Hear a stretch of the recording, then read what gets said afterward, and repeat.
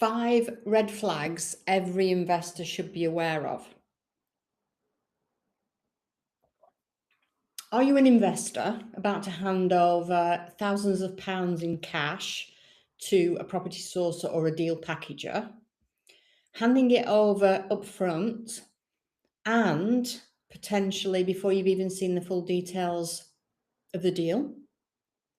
If that's the case, or you think it's okay for you to do that with a deal packager and a sourcing agent, then this video is definitely for you. So, 5 red flags. If you spot even a couple of these, I strongly recommend that you keep your wallet shut and your cash in your bank account. In the next few minutes, I'm going to take you through every one of them and go through with you how you can do the checks yourself for free. Take you about 15 minutes, or you can work with NAPSA approved accredited members, and NAPSA team have done all of the checks and many others on your behalf already. You see, the issue is that the sourcing industry, the deal packaging industry, is perceived as a low entry barrier into property investment, and that people can come in with absolutely no cash, no experience, no nothing, make a lot of money, and then go on to property invest. Now, don't get me wrong, you can come in and make money and go on to property investment, because that's exactly what myself and my husband did. But the fact that there is quite a bit of regulation around it and required standards isn't widely taught. And so agents range from dangerous to professional, with many levels in between those two. And sadly, due diligence is all on you. If you get it wrong, it's you that will lose out heavily. So, what are these 5 red flags? Registration with HMRC. Members, well, all sourcing agents and deal packagers have to register with HMRC for anti-money laundering supervision. And when they register, they get a bespoke registered number. Now, a legitimate sourcing agent or deal packager will provide you that without hesitation. This is required under the money laundering regulations, and also now stated as a fact in HMRC's new guidance, specifically for sourcing agents and deal packagers within the estate agency guidance itself. And it includes and states property sourcing and deal packaging. So even if your agent claims that they're only an intermediary in a transaction, HMRC has stated they still have to be registered with them and meet standards. So HMRC, you can check the register. It is a long-winded process. You have to download a spreadsheet and then try to find them. But they should have that number, and they should just very quickly provide you with it. In fact, really, if they have a website or business documents, it should be in the footer of the business documents or the website. Legally, they should be registered with one of 2 government-approved redress schemes, and that's either the Property Ombudsman or Property Redress.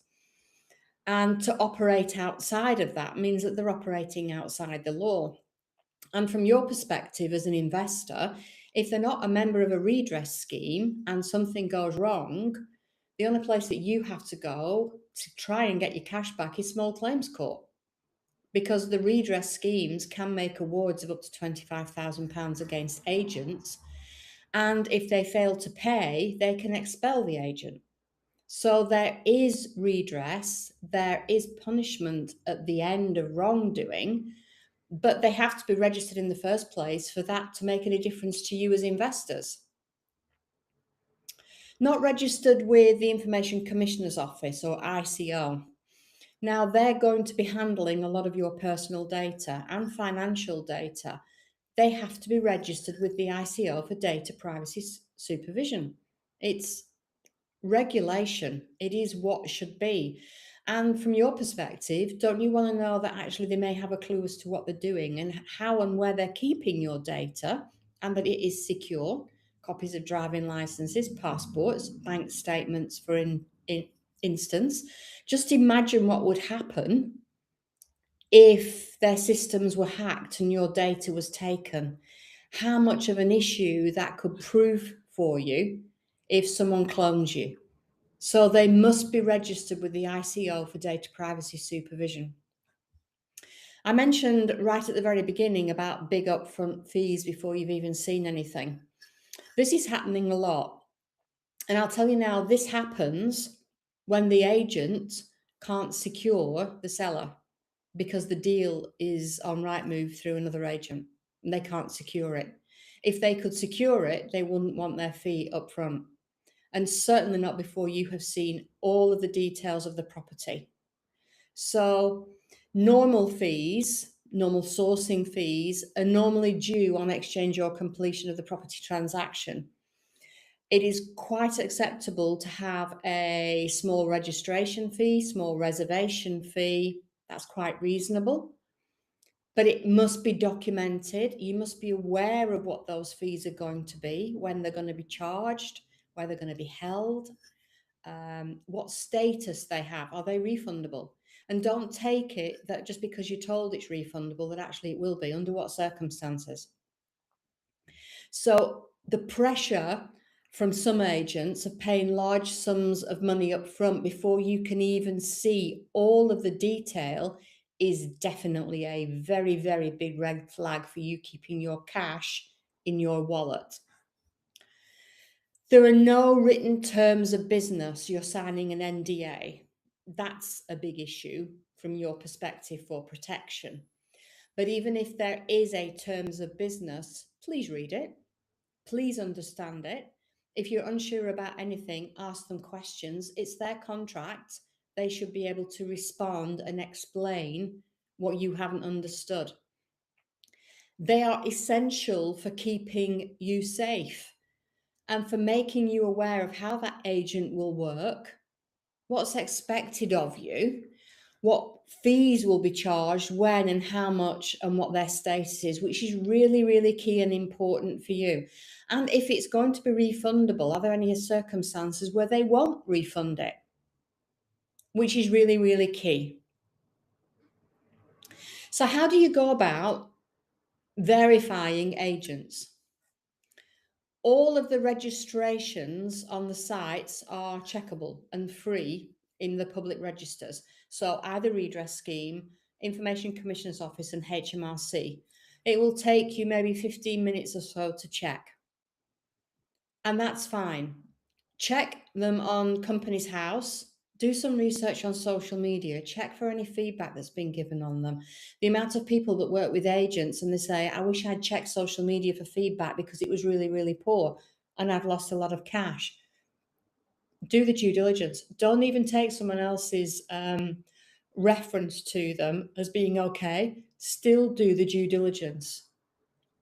Now, if you want a shortcut and not have to spend 15 minutes or wonder, is that right? Have I checked it correctly? Is that information right? What should I be doing? Is there any other questions I should ask? Why not just work with a NAPSA approved accredited member? Because as an investor, when you work with them, we've already done those 5 red flags for you, plus 15 others, before our agents can become accredited. And you can search and find them on our website completely free of charge. So why wouldn't you save yourself the time and the effort and work with a NAPSA approved accredited member? My final thoughts are this. A credible sourcing agent or deal packager can evidence fit for purpose insurance, all of those registrations, a clear fee structure, and will not dodge basic questions. If they can't, then please walk away. I don't want any of you to be the next investors that come to us and say, please, can you help? I'm losing tens of thousands of pounds. That's it for this morning. I will be back as usual next Tuesday, the normal time. In the meantime, bye for now.